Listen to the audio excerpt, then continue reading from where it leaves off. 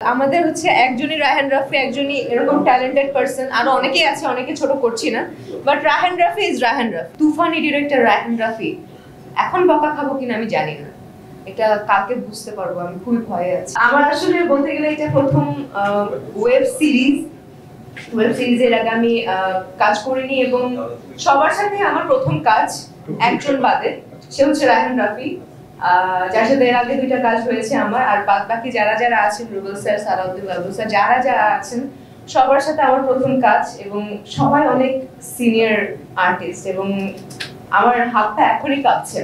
এবং এই ডিসিশনটা নেওয়া খুবই ভালো হয়েছে যে কালকে শুটিং এ যাচ্ছি, আজকে প্রেস কনফারেন্স, আজকে সবাই সবার দোয়া নিয়ে কালকে শুটিং এ যেতে পারছি। এই জিনিসটা আমার খুবই ভালো লেগেছে, কারণ সবার দোয়া আসলে একটা কাজের জন্য কিংবা যে কোনো কিছুর জন্য অনেক বেশি ইম্পর্টেন্ট। তো থ্যাংক ইউ সো মাচ বঙ্গকে। ভাই আপনাকে অনেক অনেক ধন্যবাদ। আপনার সাথে প্রথম অনেক কাজের কথা হয়েছে, বাট সব মিলিয়ে আসলে কাজটা করে ওঠা হয়নি, বাট ফাইনালি এখন আমরা ব্ল্যাক মানি দিয়ে স্টার্ট করছি। আশা করছি বঙ্গের অনেক কাজে আমি থাকতে পারবো।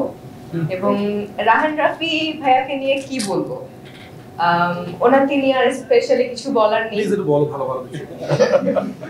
এক্সকিউজ মি, আমরা দুজনে একসাথে পথ চলা শুরু করেছি, তো আমাকে নিয়ে, আমি তাকে নিয়ে বললে আসলে ইমোশনাল হয়ে পড়বো, কারণ আমরা একসাথে পোড়ামন 2 দিয়ে, যেটা দিয়ে আপনি চমকে গিয়েছিলেন,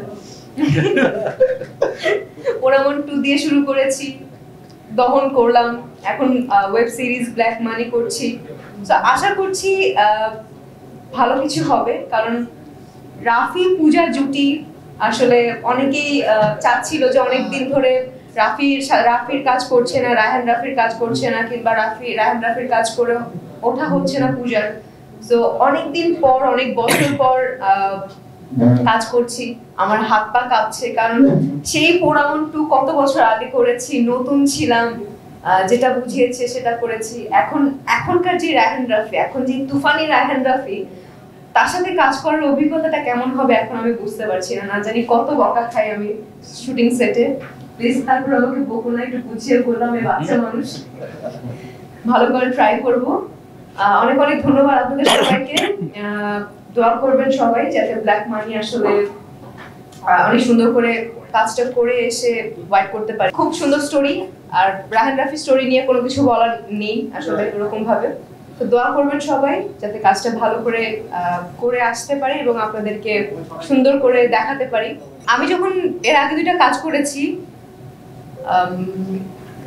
থ্যাংক গড আমি বকা খাইনি, বাট এখন আমি যেটা বললাম না, যে এখন তুফানি ডিরেক্টর রায়হান রাফি, এখন বকা খাবো কিনা আমি জানি না, এটা কালকে বুঝতে পারবো। আমি খুবই ভয়ে আছি। আমাদের হচ্ছে একজনই রায়হান রাফি, একজনই এরকম ট্যালেন্টেড পারসন, আরো অনেকেই আছে, অনেকে ছোট করছি না, বাট রায়হান রাফি ইজ রায়হান রাফি। তার ফার্স্ট চাইল্ড আমি, মানে ফার্স্ট চাইল্ড বলতে তার প্রথম মুভিতে, আমি বলি এটা শেষ করি না হলে উনি কষ্ট পাবে, প্রথম মুভিতে প্রথম নায়িকা হিসেবে আমি ছিলাম। সো বকা দেওয়ার সেই রাইটটা তার আছে। আমি অন্যদের ব্যাপার জানি না, আমাকে বকা দিলে আমি খুশি হব যাতে কাজটা ভালো হয়।